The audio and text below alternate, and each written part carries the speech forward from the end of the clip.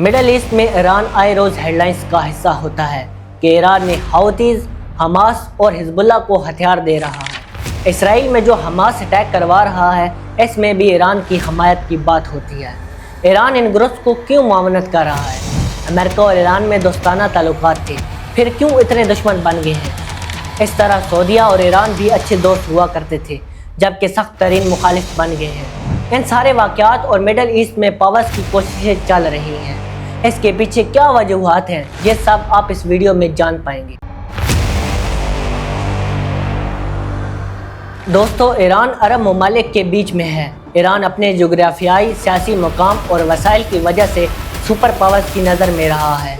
Iran का एक border अरब से और दूसरा जनूबी एशिया से लगता है। नीचे की जानिब पर्शियन गल्फ, अरेबियन सी, जहां से दुनिया भर की तिजारत होती है, और ईरान में तेल और कुदरती गैस कसीर मिकदार में मौजूद है।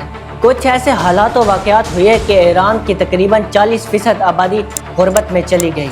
दोस्तों, ईरान को समझने के लिए थोड़ा सा पीछे जाते हैं। 1800 ईस्वी में ईरान में काजार ख़ानदान हुकूमत कर रहा था, जिसके बादशाह फतेह अली शाह थे। लेकिन ईरान में बादशाह से ज़्यादा उलमा और आयतुल्लाह की चलती थी, तो बादशाह को उलमा की माननी पड़ती थी और उलमा के पास सियासी ताकत भी थी। उस ज़माने में ईरान को पर्शिया कहा जाता था। उस वक़्त ईरान का एक बॉर्डर रशिया से जबकि दूसरा ब्रिटिश इंडिया से लगता था। उस वक़्त भी ईरान की जियोपॉलिटिकल अहमियत और रिसोर्सेज थे, उन पर रूस और बरतानिया की नज़र थी। मई 1804 ईस्वी में रशिया ने ईरान पर हमला कर दिया और शिकस्त देकर ज़बरदस्ती एक मुआहदा कर लिया।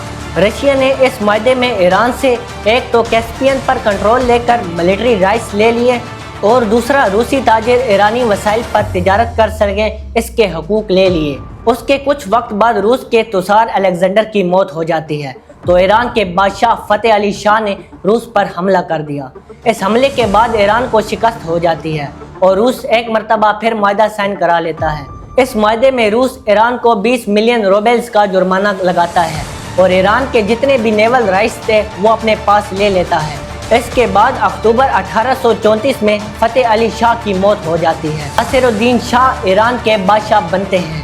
1856 में ईरान हैरत पर हमला करता है, तो मौका पाकर बरतानिया ईरान पर हमला कर देता है। बरतानिया पहले तो ईरान को वापस भेज देता है और उसके बाद बरतानिया भी ट्रीटी ऑफ पेरिस साइन करा लेता है। ये मुआहदा भी रशिया के मुआहदे की तरह था, सारी वही चीज़ें थीं। इसकी वजह से ईरान के ताजरों को बहुत बड़ा नुकसान हुआ।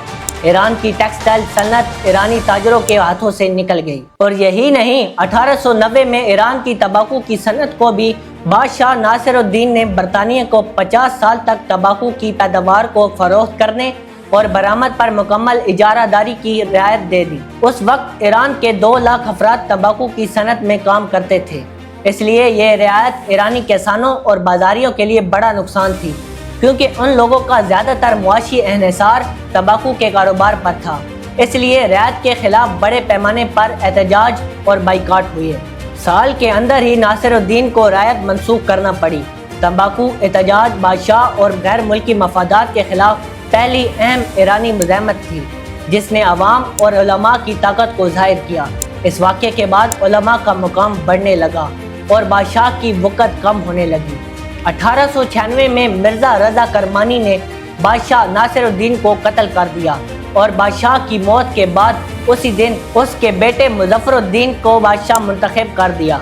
लेकिन मुज़फ़्फ़रुद्दीन भी कुछ ज़्यादा नहीं कर पाए। 1896 में ही बरतानिया के विलियम DRK, जो दुनिया भर में आयल की माइनिंग करता था, उसे एक रिपोर्ट के जरिए मालूम होता है कि ईरान में आयल निकलने का बहुत बड़ा इम्कान है। इस रिपोर्ट को लेकर DRK ईरानी बादशाह मुज़फ़्फ़रुद्दीन से मिलता है और 1901 को मुआहदा साइन करा लेता है। इस मुआहदे में यह था कि आने वाले 60 सालों तक DRK ईरान में आयल को ढूंढेगा और अगर आयल निकलता है तो फिर मार्केट में बेचकर जो मुनाफा बनेगा उसका 16% ईरान को मिलेगा और 7 सालाना रकम भी फिक्स की गई जो ईरान को मिलनी थी। ये काम बरतानिया के जनूबी एरिया में जो इलाका था उसमें करना था। बहरहाल यहाँ से DRK, जिसको बरतानिया की पूरी हमायत हासिल थी, ईरान की हुकूमत के साथ मिलकर एक कंपनी बनाता है जिसका नाम एंग्लो पर्शियन ऑयल कंपनी रखा गया। इस कंपनी की वजह से ईरान को बहुत सी मुश्किलात का सामना भी करना पड़ता है। آئل ڈھونڈنے میں DRK اپنا پورا پیسہ لگا چکے تھے، لیکن جب ان کے پاس پیسہ ختم ہوا تو برطانوی حکومت اس کو پیسہ دیتی ہے، اس کے بدلے شیئرز لے لیتی ہے۔ اس طرح اس کمپنی کے اکثر شیئرز برطانیہ کے پاس چلے جاتے ہیں اور آگے جا کر اس کمپنی کا نام تبدیل ہو کر برٹش پیٹرولیم ہو گیا تھا۔ 1908 میں ایران کے اندر بہت بڑی آئل فیلڈ نکلتی ہے، مگر اس کا زیادہ منافع تو برطانیہ کو جا رہا تھا اور ایران کو صرف 16% ملنا تھا۔ تو ایران کے لوگ اس بات سے خفا ہو گئے کہ اتنا بڑا جیک پاٹ لگا ہے جو کہ ہمارا ہے، لیکن ہم اس کا اتنا منافع نہیں اٹھا پائیں گے، اور یہاں سے ایران کے اندر فسادات شروع ہو گئے۔ ایران کے لوگوں نے یہ کہنا شروع کیا کہ بادشاہ ملک کے ساتھ مخلص نہیں ہے، تو بادشاہ کے متوازی ہی ایک نظام بنانے کی باتیں شروع ہونے لگی۔ تو ایرانی علماء نے ایران کے اندر جو منارکی چل رہی تھی اس کو اسی طرح چلنے دیا اور اس کے پیرالل میں ایک اسلامک آئین چلا دیا جس میں ووٹنگ، الیکشن، ساری چیزیں ہوں گی۔ اس کو مجلس کا نام دیا گیا جو کہ علماء پر مشتمل تھی، اور اس کا سپریم لیڈر ایک آیت اللہ ہوگا، مطلب بادشاہ حکومت کرے گا اور مجلس قانون وغیرہ اور اہم فیصلوں میں اپنی رائے دے گی۔ یعنی اب مجلس کے پاس سیاسی پاورز آ گئی تھی۔ مجلس کے کئی نام تھے جیسے ایرانی پارلیمنٹ، ایرانی مجلس وغیرہ۔ مجلس کے علماء نے اپنے حساب سے لا بنایا اور شیعہ مسلم مذہب کو ایران کا آفیشیل مذہب اناؤنس کر دیا۔ ویسے تو بادشاہ اور مجلس مل کر ایران کو چلا رہے تھے، لیکن اصل میں مجلس ہی فیصلے کر رہی تھی، بادشاہ صرف نام کا بچا تھا۔ 16 جولائی 1909 کو بادشاہ مظفر الدین دنیا سے چل بستے ہیں، تو ان کے بیٹے محمد علی شاہ بادشاہ بنتے ہیں۔ علی شاہ مجلس کے بالکل مخالف تھے۔ علی شاہ نے کہا کہ سارے فیصلے تو مجلس کرتی ہے اور بادشاہ کچھ کر ہی نہیں سکتا، لہٰذا علی شاہ آرمی کی مدد سے مجلس کے رہنماؤں پر حملے کرا دیتے ہیں اور ان کو جیل میں بند کرا دیتے ہیں، لیکن مجلس کو عوام کی حمایت حاصل ہوتی ہے، تو ایک سال کے اندر ہی مجلس کے لوگوں نے اپنے فائٹرز بنا کے بادشاہ پر حملہ کر دیا۔ جب حالات بہت خراب ہوئے تو بادشاہ روس بھاگ گیا۔ اس دوران ایران پر مجلس کے علاوہ کوئی حکومت نہیں کر رہا تھا، جو کہ ایرانی قانون کے خلاف تھا، تو مجلس بادشاہ علی شاہ کے 11 سالہ بیٹے احمد شاہ کو بادشاہ بنا دیتے ہیں، جو کہ برائے نام ہوتا ہے۔ اسی دوران پہلی جنگ عظیم شروع ہو جاتی ہے، اور ادھر روس میں بھی بہت فسادات ہو رہے تھے، تو روس ایران کو چھوڑ کر واپس اپنے ملک چلا جاتا ہے، لیکن برطانیہ آئل کی وجہ سے ایران کو چھوڑ کر نہیں جانا چاہتا تھا، لہٰذا وہ نہیں گیا، بلکہ ایران کی مالی اور سیکورٹی کے شعبے میں مدد کرتا تھا۔ لیکن برطانیہ جو آئل میں زیادہ منافع لے رہا تھا، اس کی وجہ سے ایرانی لوگ غصے میں تھے۔ اسی وجہ سے 1919 میں مجلس برطانیہ سے کہتی ہے کہ ہمیں آپ کی کوئی مالی امداد اور سیکورٹی نہیں چاہیے، بس آپ ایران چھوڑ کر چلے جائیں۔ پہلے تو برطانیہ نے انکار کر دیا، لیکن پھر 1921 میں انٹرنیشنل دباؤ بڑھتا ہے تو برطانیہ کو جانا پڑتا ہے۔ برطانوی چلے تو جاتے ہیں، مگر ایران کی آرمی کے ہیڈ جنرل رضا شاہ پہلوی کو مکمل سپورٹ کرتے ہیں۔ آئینی انقلاب کے بعد پیدا ہونے والے عدم تحفظ اور افراتفری نے جنرل رضا شاہ کو عروج دیا۔ جنرل رضا شاہ نے 1921 کو ایک بغاوت میں اقتدار پر قبضہ کر لیا، اور رضا شاہ نے 1925 میں قاجار کے آخری بادشاہ احمد شاہ کو معزول کر دیا اور قومی اسمبلی کے ذریعے بادشاہ مقرر ہو گئے۔ رضا شاہ نے بہت بڑے پیمانے پر سماجی اور اقتصادی اور سیاسی اصلاحات کی، جن میں سے بہت سی عوام کے عدم اطمینان کا سبب بنی اور ایرانی انقلاب کا باعث بنی، خاص طور پر اسلامی قوانین کو مغربی قوانین سے تبدیل کرنا اور روایتی اسلامی لباس، پردہ اور برقع پر پابندی لگانا۔ رضا شاہ پر مغربی طاقتوں کا پورا اثر تھا۔ رضا شاہ نے ایران کو پورے طریقے سے بدل دیا۔ رضا شاہ نے عورتوں کے لیے نوکریاں نکالی اور عورتوں کو کیفے اور سینما میں جانے کی اجازت دے دی۔ 1933 میں رضا شاہ نے اینگلو ایرانی آئل کمپنی میں ایران کا حصہ 16% سے بڑھا کر 20% کرا لیا، مگر ایران کی عوام کو اپنے آئل پر پورا کنٹرول چاہیے تھا۔ اسی دوران دوسری جنگ عظیم شروع ہو جاتی ہے۔ اس جنگ میں برطانیہ اور روس ایک طرف تھے، آگے چل کے امریکہ بھی ان کے ساتھ مل گیا۔ ایران کسی کی طرف بھی نہیں تھا۔ جنگ کے شروع میں ایسا معلوم ہوتا تھا کہ یہ جنگ جرمنی جیتے گا، تو ایران نے جرمنی سے بات کرنا شروع کی۔ رضا شاہ نے جرمنی کے ساتھ تجارت اور ایران میں آئل کے بارے میں بات کی۔ जर्मनी के बहुत से डिप्लोमेट ईरान में आकर बैठ गए, जबकि बरतानिया और रूस जर्मनी के खिलाफ थे। वो नहीं चाहते थे कि जर्मनी ईरान में आए, क्योंकि अगर जर्मनी ईरान में आएगा तो बरतानिया और रूस को जो वर्ल्ड वार में हथियार और खुराक की सप्लाई का जो फायदा मिल रहा था ईरान के रास्ते से, वो चला जाता। तो बरतानिया और रूस ने ईरान को समझाया कि वो जर्मनी को ईरान से बाहर निकाले। अब ईरान चारों सुपर पावर्स रूस, अमेरिका, जर्मनी और बरतानिया के बीच में फंस गया था, और जब ईरान जर्मनी को नहीं निकाल पाता तो बरतानिया और रूस ईरान पर हमला कर देते हैं और कहते हैं कि अगर हम ऐसा ना करें तो हम वर्ल्ड वार हार सकते हैं, क्योंकि सप्लाई का बड़ा मसला था। इसके बाद अमेरिका भी रूस और बरतानिया को खुराक, हथियार और बाकी चीज़ों की सप्लाई और सपोर्ट के लिए ईरान में दाखिल होता है। अमेरिका ट्रेन के जरिए चीज़ें ईरान में सप्लाई करता था। जब रूस और बरतानिया ईरान पर हमला करते हैं तो ईरान का बहुत नुकसान होता है। ईरान में महंगाई और बेरोजगारी बढ़ जाती है, खुराक की किल्लत हो जाती है, तो यहाँ पर अमेरिका ईरान की फुल सपोर्ट पर आता है और ईरान को जिस चीज़ की ज़रूरत होती है उसको मुहैया करता है। अमेरिका ये सब कुछ ईरान में अपना कंट्रोल हासिल करने के लिए कर रहा था। उसके कुछ वक्त बाद वर्ल्ड वार ख़त्म हो जाती है। तो फैसला तो ये हुआ था कि बरतानिया, रूस और अमेरिका ईरान से बाहर जाएंगे, लेकिन ऐसा नहीं होता। बरतानिया और अमेरिका तो ईरान से चले गए थे, मगर रूस नहीं गया था। रूस क्या करता है कि ईरान में जो बागी ग्रुप्स थे उनको सपोर्ट करके ईरान के टुकड़े करा देता है, यानी अजरबैजान और कुर्दिश रिपब्लिक अलग से मुल्क बना देता है। यहाँ अमेरिका, जिसके ईरान के अंदर मफादात थे, वो अक़वाम मुत्तहिदा में चला जाता है और कहता है कि रूस जो ईरान के अंदर घुसा है ये गलत है और रूस को बाहर जाना चाहिए। तो रूस पर दबाव पड़ता है और रूस ईरान से चला जाता है। जब सेकेंड वर्ल्ड वार ख़त्म हुई तो सिवाय अमेरिका के बाकी सब मुल्कों की हालत बहुत ख़राब थी। अमेरिका दुनिया का बड़ा लीडर बन चुका था, तो अमेरिका ने इंटरनेशनल जमात बनाई।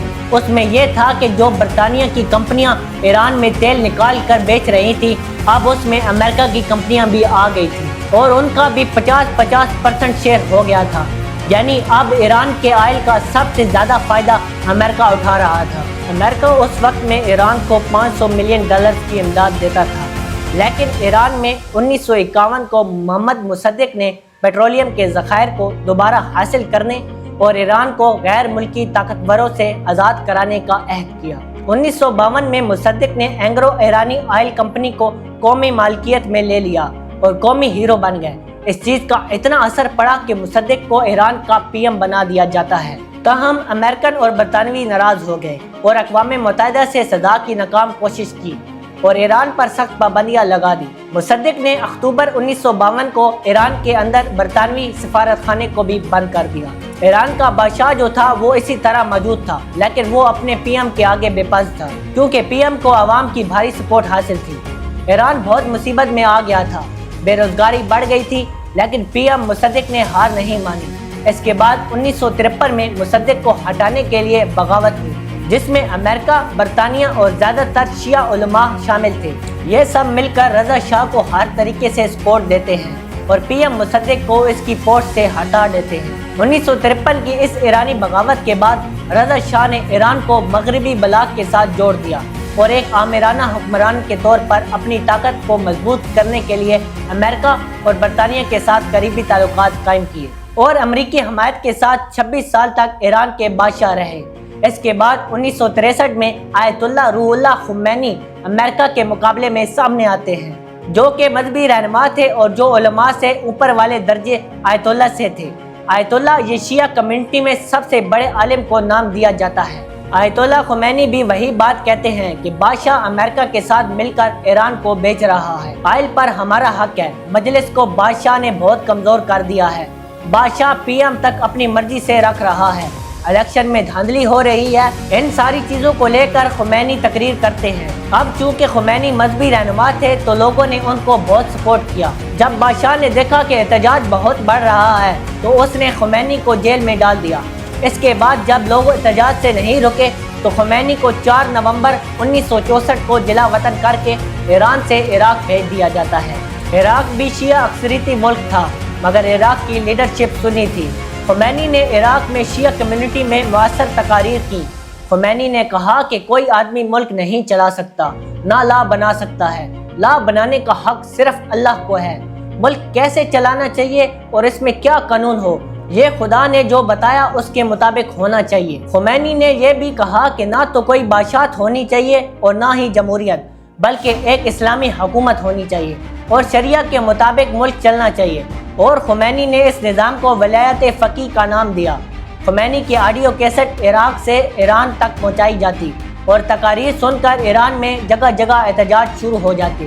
یہ چیزیں دیکھ کر صدر صدام حسین نے خمینی کو عراق سے فرانس بھیج دیا، کیونکہ انہیں یہ خطرہ لاحق ہوا کہ کہیں شیعہ آبادی یہاں بھی احتجاج شروع نہ کر دے۔ خمینی سب طاقتوں کے خلاف کھڑے ہو گئے اور احتجاج آئے روز بڑھنے لگے۔ رضا شاہ احتجاجیوں کی وجہ سے خوفزدہ ہو گئے اور آرمی اور پولیس کو استعمال کر کے لوگوں کو گرفتار کرنا شروع کر دیا۔ اکتوبر 1977 کو بہت بڑا احتجاج ہوا، جس میں عوام کے ساتھ یونیورسٹی کے طلباء نے بھی شرکت کی۔ لوگوں نے خمینی کی تصاویر اٹھا کر سڑکوں پر احتجاج کیا۔ ایران کا یہ انقلاب امریکہ سے نفرت کی بنیاد پر تھا۔ لوگ امریکہ کے خلاف پوسٹر لگاتے تھے۔ احتجاج بڑھتے گئے، لیکن بادشاہ کے پاس اس کا کوئی حل نہیں تھا۔ رضا شاہ سے جب حالات نہ سنبھلے تو مارشل لا لگا دیا، لیکن اس کے بعد بھی احتجاج نہیں رکے۔ ایران کی معیشت مکمل طور پر بیٹھ گئی۔ دسمبر 1978 میں محرم تھے تو احتجاج شدت اختیار کر گئے۔ اب رضا شاہ کی جان پر بن آئی تھی۔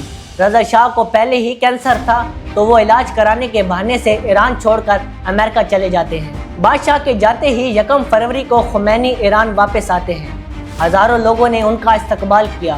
خمینی نے آتے ہی پی ایم وغیرہ سب کو ہٹا دیا اور اپریل 1989 کو اسلامی جمہوریہ ریفرنڈم کرایا، جس میں 98% نے اسلامی جمہوریہ کے حق میں منظوری دی۔ اب جیسے ہی ووٹنگ حق میں آئی تو نئی حکومت نے اسلامی جمہوریہ ایران کے موجودہ آئین کا مسودہ تیار کرنا شروع کیا۔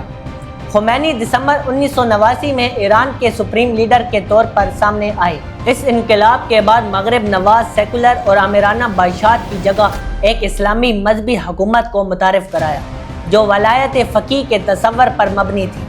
اسرائیل کی تباہی کو بنیادی مقصد قرار دینے کے علاوہ شیعہ سیاسی عروج کی حمایت اور خمینی کے نظریات کو بیرونی ممالک برآمد کر کے مڈل ایسٹ میں سنی رہنماؤں کے اصل و رسوخ کو کم کرنا اور عرب دنیا میں ایرانی تسلط قائم کرنا تھا۔ اس کے لیے ایران نے پورے خطے میں شیعہ اکثریت پسندی کی پشت پناہی کرنا شروع کی، جس کا مقصد ایرانی قیادت والی شیعہ سیاسی نظم کو حاصل کرنا تھا۔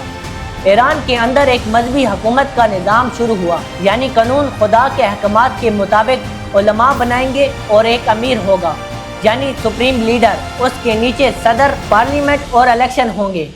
ایران میں اسلامی انقلاب کے بعد خمینی نے کہا کہ بادشاہت کا نظام ٹھیک نہیں ہے، بلکہ اللہ کے احکامات کے مطابق حکومت ہونی چاہیے، اور باقی مسلم ممالک میں بھی ہم ایسے انقلاب کی بات چلائیں گے۔ اس بات کو سن کر مسلم ممالک میں تشویش شروع ہوئی۔ عراق کے صدر صدام حسین نے ڈر کے ایران پر حملہ کر دیا۔ عراق کو کئی مسلم ممالک سپورٹ کر رہے تھے تاکہ ایران کو ہرا دیا جائے، لیکن دوسری طرف خمینی ڈٹا ہوا تھا۔ یہ جنگ 1980 سے 1988 تک چلتی رہی، لیکن کوئی حل نہ نکلا۔ آخر اقوام متحدہ نے مداخلت کر کے جنگ بندی کرائی۔ پھر اس کے کچھ دنوں بعد خمینی کی طبیعت خراب ہو جاتی ہے اور 3 جون 1889 کو آیت اللہ روح اللہ خمینی دل کے دورے کے باعث انتقال کر جاتے ہیں۔ ان کے جنازے میں 1 کروڑ سے زائد لوگوں نے شرکت کی۔ تقریباً 32 کلومیٹر تک لوگ ہی لوگ تھے۔ ایک دن بعد 4 جون کو اگلے سپریم لیڈر کے لیے الیکشن ہوتا ہے۔ 74 ممبر میں سے 60 ممبر سید علی خمینی کے حق میں ووٹ دیتے ہیں۔ سید علی خمینی آیت اللہ روح اللہ خمینی کے شاگرد تھے اور اسلامی انقلاب میں 5 بڑے رہنماؤں میں سے ایک تھے۔ آیت اللہ روح اللہ خمینی کے بعد بھی ایران کی امریکہ اور اسرائیل اور سعودیہ سے نہ بنی۔ امریکہ کی ایران سے دشمنی آئل کی وجہ سے تھی، جبکہ اسرائیل اور سعودیہ بھی یہ نہیں چاہتے تھے کہ ایران طاقتور بنے۔ سعودیہ مسلم ممالک کا لیڈر مانا جاتا ہے، جبکہ ایران کا کہنا ہے کہ ہمیں مسلم امہ کا لیڈر ہونا چاہیے۔ اس وجہ سے ایران اور سعودیہ کے بیچ کافی دشمنی ہے۔ اگر آپ مڈل ایسٹ کا کوئی بھی تنازع اٹھاؤ گے تو سعودیہ اور ایران دونوں اپنے اپنے مفادات کو دیکھ کر بالکل مخالف کھڑے ہوتے ہیں۔ جیسے بحرین میں جب فساد ہوا تو ایران نے حکومت مخالف گروپ کو سپورٹ کیا، جبکہ سعودیہ نے بحرین کی گورنمنٹ کو سپورٹ کیا، اور لبنان میں ایران نے شیعہ لیڈ حزب اللہ کو سپورٹ کیا، جبکہ سعودیہ نے لبنان کی حکومت کی حمایت کی۔